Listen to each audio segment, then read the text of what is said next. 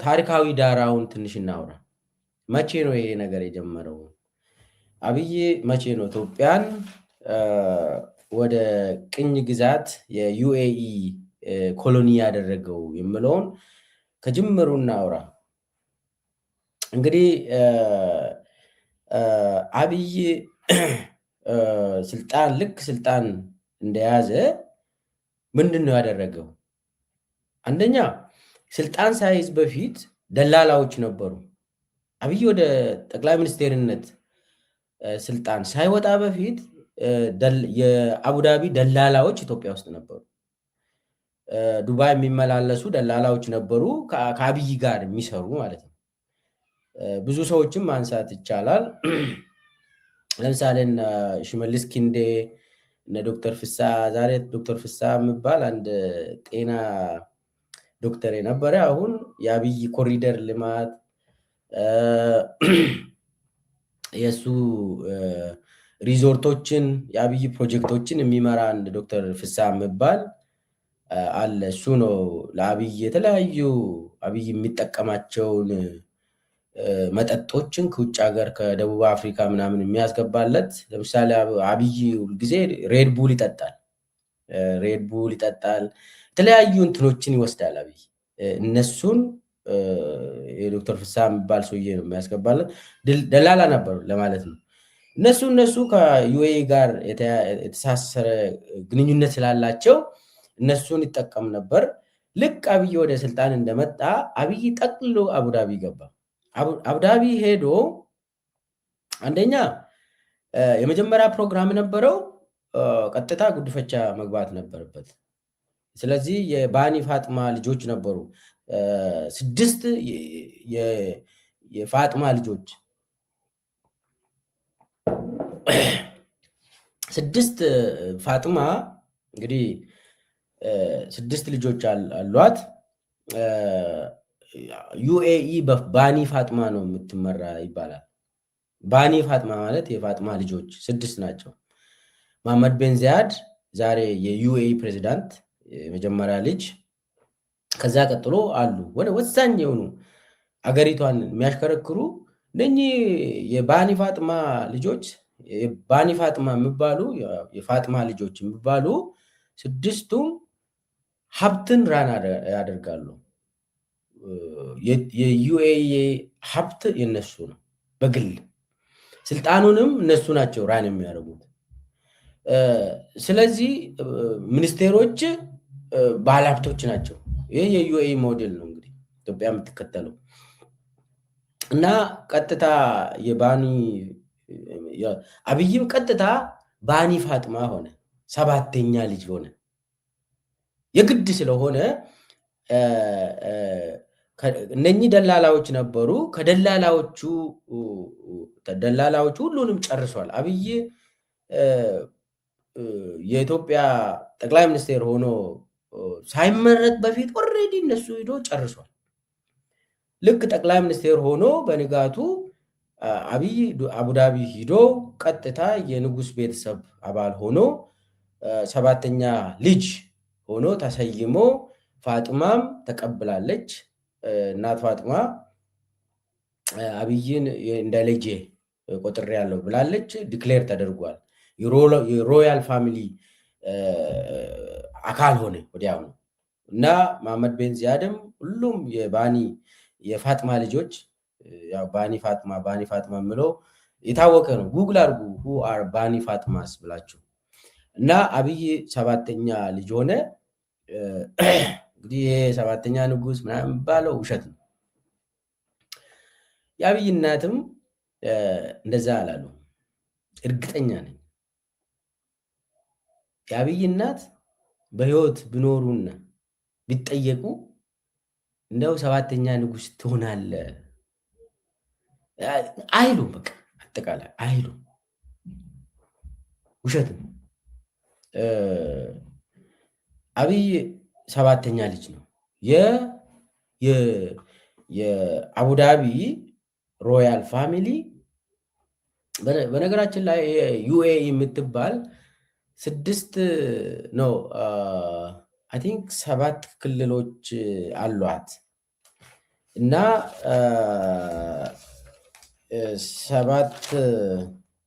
ሰባት ክልሎች አሏት ዩኤኢ። ከሰባቱ አቡዳቢ አንድ ነች እና አቡዳቢ ነች በጣም ወሳኝ ነው። ሮያል ፋሚሊው እነኚህ የፋጥማ ልጆች ከአቡዳቢ ነው የሚወጡት። እነሱ ናቸው አቡዳቢንም ይገዛሉ፣ ዩኤኢንም ይገዛሉ። አብይ ቀጥታ የአቡዳቢ ሮያል ፋሚሊ አባል ነው የሆነው። ይህንን እኔ ዝም ብዬ አላወራም። እዛ መድረክ ላይ የተሳተፉ ሰዎች አሉ፣ በህይወት አሉ። አብይ በጉድፈቻ በሞጋሳ ውስጥ ሲገባ እዛ አባል ሲሆን እዛ የነበሩ ሰዎች በህይወት አሉ። እና ያ ሁሉ ሆነ። ከዛ ሲመጡ አብይ አንድ ሄሊኮፕተር ተሰጠው። ነጯ ሄሊኮፕተር ከነ ፓይሌት ተሰጠ። ሁለት ጥይት የማይብሳቸው መኪኖች፣ ቡሌት ፕሩፍ የሆኑ ሁለት መኪኖች ተሰጡ። ጎማውን በጥይት አትመቱ። ሁለት መኪናዎች ከአቡዳቢ ያገኘ። ከዛ አድቫይዘሮች፣ የቀጥታ የደህንነት አድቫይዘሮች ከአቡዳቢ ተመደበለት። እሱን ይዞ ወደ አዲስ አበባ ተመለሰ አብይ። ከዛስ ምን ሆነ? ቀጥታ ቤተ መንግስት የሚቀመጥ የአብይ አድቫይዘር ከዩኤኢ ተሰጠው። ፓይሌቱ ሁሉ ኢትዮጵያዊ አይደለም። የአብይ ሄሊኮፕተር የሚነዱ ፓይለቶች የአቡዳቢ ዜጎች ናቸው። ከዛ $2 ቢሊዮን ተሰጠው። 1 ቢሊዮን ቀጥታ ያው በባጀት እጥረት አለኝ ምናምን ስላለ ተሰጠው እሱ። እና አብዛኛውን እንግዲህ ወደ ግል እንትን ነው ያደረገው አብይ። የግል ሰዎች የራሱ ሰዎች ጋር ነው ያስቀመጠው። በኤንጂኦ በተለያዩ ሰዎች ስም አስቀመጠ አብይ። 2 ቢሊዮን ተሰጠው። ወዲያውኑ ደግሞ ምንድን ነው የተደረገ? ቤተመንግስት እድሳት እንዲጀመር ተደረገ። የኢትዮጵያ 4 ኪሎ የነበረው ቤተመንግስት ሙሉ በሙሉ አፍርሶ እንደገና እንዲገነቡ ተደረገ። ያው እዛ ውስጥም አንድነት ፓርክ የሚባለው እንግዲህ በኋላ መጣበታለሁ። ቤተመንግስት ሲገነባ በማን ነው የተገነባው? ሰራተኞቹ ሌበር ፎርስ እነማን ናቸው? ሁሉ የሴኪዩሪቲ ኢንስታሌሽን የማን ነው የምለውን አጠቃላይ ከአገር ሉዓላዊነት ጋር አነሳለሁ በኋላ። ነገር ግን ቀስ የተባለ ነው እንትኑ የመጣው እና ሙሉ በሙሉ በ2018 ቤተመንግስት ያዘ አብይ። 2019 ሙሉ በሙሉ ኢትዮጵያ ያዘች ዩኤኢ። በተለይ ደግሞ የጸጥታ መዋቅሩን ተረከበች ዩኤኢ። ሙሉ በሙሉ የጸጥታ መዋቅሩን ተረከበች። ሙሉ በሙሉ አብይ ከዛ ከአቡዳቢ ነው ትዕዛዝ ወስዶ እንቅስቃሴ ማድረግ የጀመረው።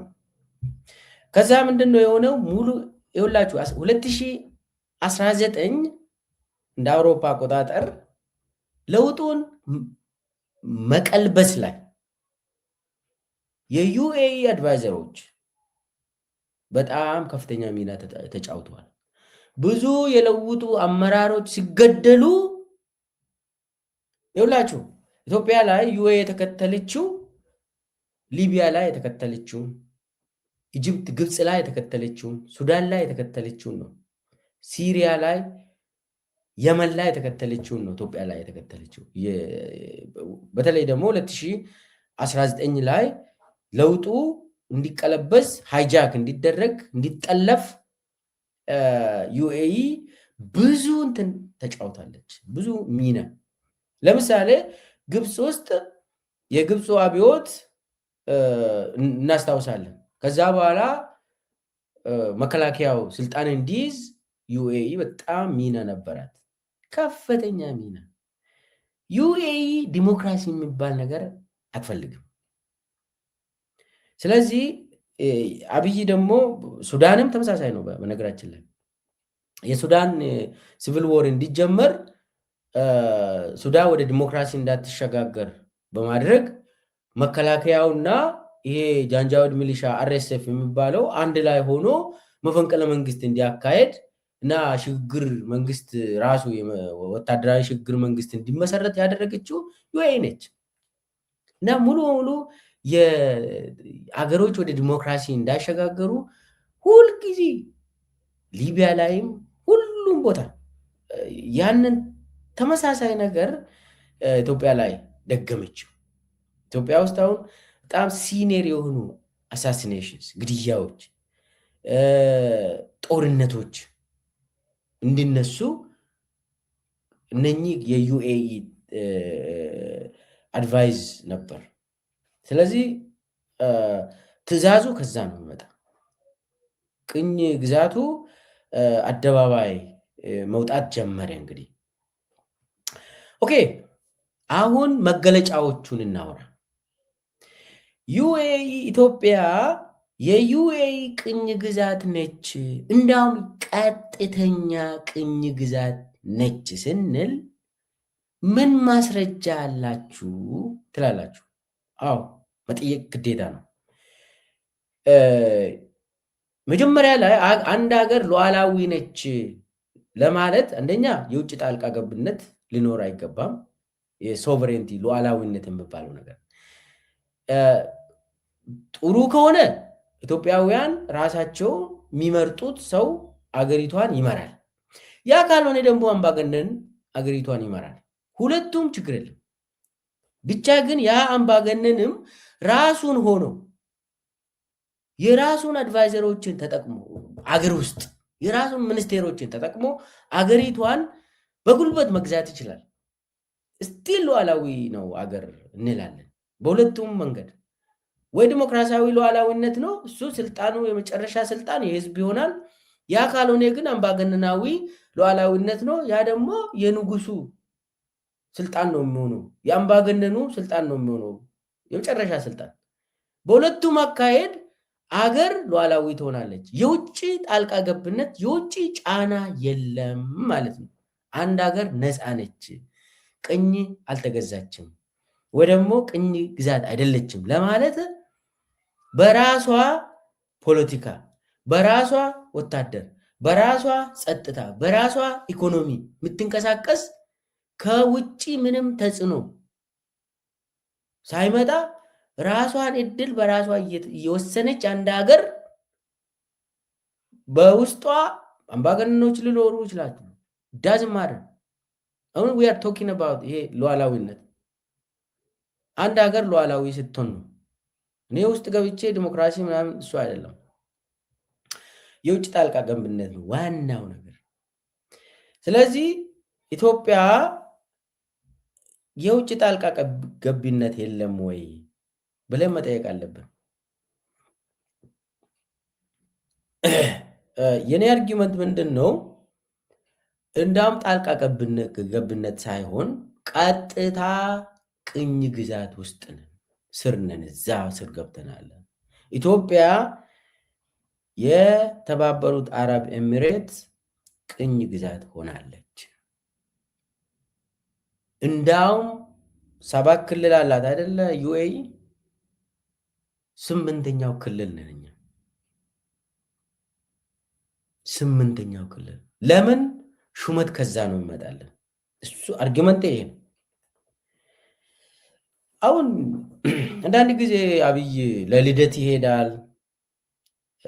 መሐመድ ቤን ዚያድ ታመመ ከተባለ በሩጫ ይሄዳል። ወደ ውጭ እንኳን የሆነ ሀገር ለመሄድ አብይ ቀድሞ አቡዳቢ ይሄዳል። ይህንን ማወቅ አለባቸው። እኔ ኢትዮጵያ ውስጥ በነበርኩበት ጊዜ፣ ስልጣን ላይ በነበርኩ ጊዜ አብይ ራሽያ ለመሄድ ካቀደ በዱባይ በኩል ነው የሚያለው። አብይ ለንደን ለመሄድ ካቀደ በአቡዳቢ በኩል ዱባይ በኩል ነው የሚሄደው። ወደ አሜሪካ ለመሄድ ሲያስብ ቀጥታ ዱባይ ነው የሚሄደው መጀመሪያ። አንዳንዴ ደግሞ እንዳውም ሂዶ ሲመለስም በዱባይ በኩል ይመጣል። ፈረንሳይ ለመሄድ ጣሊያን ለመሄድ መጀመሪያ ዱባይ ይሄዳል አብይ። ሲመለስም እዛው ሪፖርት አድርጎ ይመጣል። ይህንን ስለማቅ ነው ዝም ብዬ እንትኑ ፍላይቱን ትራክ በማድረግ አይደለም። ይህ የታወቀ ነው። የፈለጋችሁ እንትን አድርጉ። አብይ ኢትዮጵያን ከያዘ ጀምሮ የእሱ ፍላይት ሂዱና እዩ እና አብይ ሙሉ በሙሉ ተቆጣጠረ።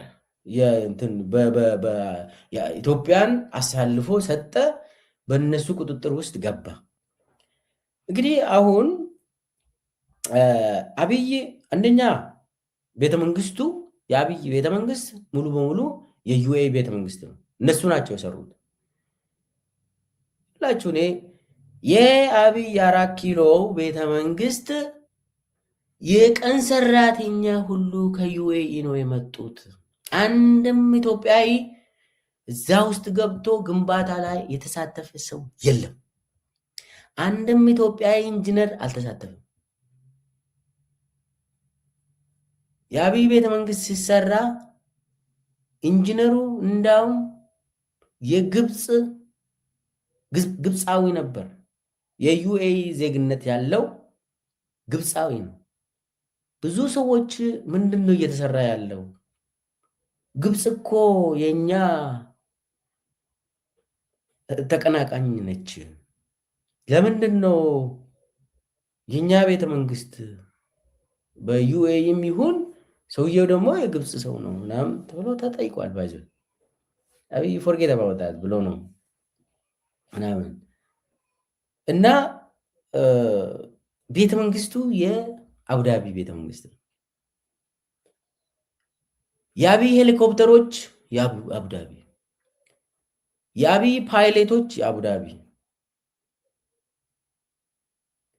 የአብይ መኪናዎች የአቡዳቢ፣ የአብይ አድቫይዘሮች አቡዳቢዎች ናቸው። በነገራችን ላይ የአብይ ቁልፍ መሐመድ ቤን ዛይድን ወክሎ አብይን የሚያሽከረክረው መሐመድ ዴላን ይባላል። መሐመድ ዴላን ጉግል አድርጉ። ከዚህም በፊት ሊቢያን ያፈረሰ ሰው ነው። ፍልስጤማዊ ነው። ዛሬ የመሐመድ ቤን ዛይድ ሲኒየር አድቫይዘር፣ ሲኒየር ሴኪዩሪቲ አድቫይዘር ነው። አብይን እና ኢትዮጵያን የሚመራ እሱ ነው።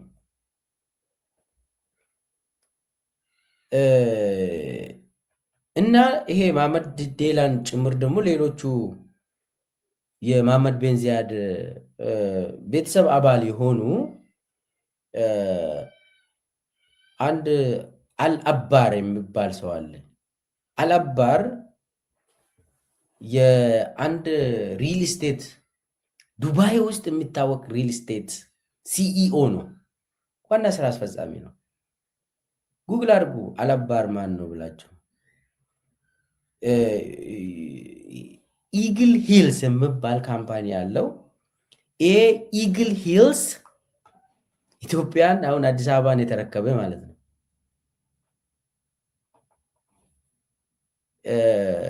ለጋር አካባቢ የዩኤኢ መንደር እየሰራ ነው።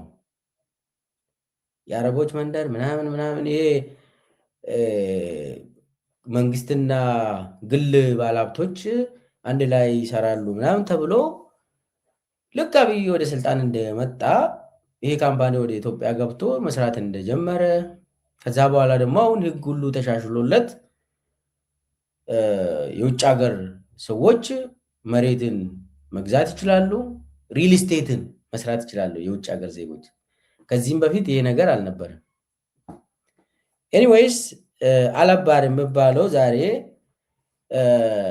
የአብይ ኮሪደር ልማት ምናምን መልቲ ኮምፕሌክስ አዲስ አበባ ላይ የሚገነቡ እሱ ነው የሚቆጣጠረው የኢኮኖሚ ዘርፍ። መሐመድ ዴላን ሴኪሪቲውን ይመራል። መከላከያን እሱ ነው የሚመራ፣ ኢንቴሊጀንስን እሱ ነው የሚመራ፣ ቤተመንግስቱን እሱ ነው የሚያሽከረክረው። ሁሉንም ነገር እሱ ነው የሚመራ መሐመድ ዴላን። እንግዲህ አንዳንዴ ዱባይ ነው የሚቀመጡት እነኚህ ሰዎች። ከዱባይ ደግሞ ሲመጡ ሆቴል አያድሩ። ቤተ መንግስት ገስት ሃውስ አለ። ቤተ መንግስት ውስጥ ነው የሚያድሩት እነኚህ ሰዎች። እኔ አላስታውስም በኢትዮጵያ ታሪክ የውጭ ሀገር ሰዎች ቤተ መንግስት ውስጥ ገስት ሃውስ ውስጥ የሚያድሩ ባለስልጣናት የሉም። የፈለገ የአገር መሪ ለምን አይሆንም? ቤተ መንግስት ውስጥ አድር። ዋይት ሃውስ ውስጥ የሚያድር የውጭ ሀገር አድቫይዘር የለም። የትም ዓለም ላይ እንደዚህ የለም። ሆቴል ነው የሚያድሩት፣ ወይ ደግሞ ከቤተ መንግስት ውጭ ሌላ ቦታ ሴኪሪቲ ያለው እንትን ሸራተን ትሰጣለህ። እነኚህ መሐመድ ዴላን እና አልአባር ሰዎች አሉ፣ ሌሎቹ ቤተ መንግስት ነው የሚያድሩት።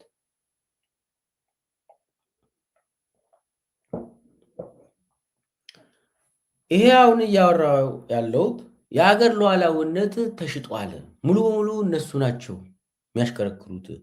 ዲቴሉን እንሄድበታለን።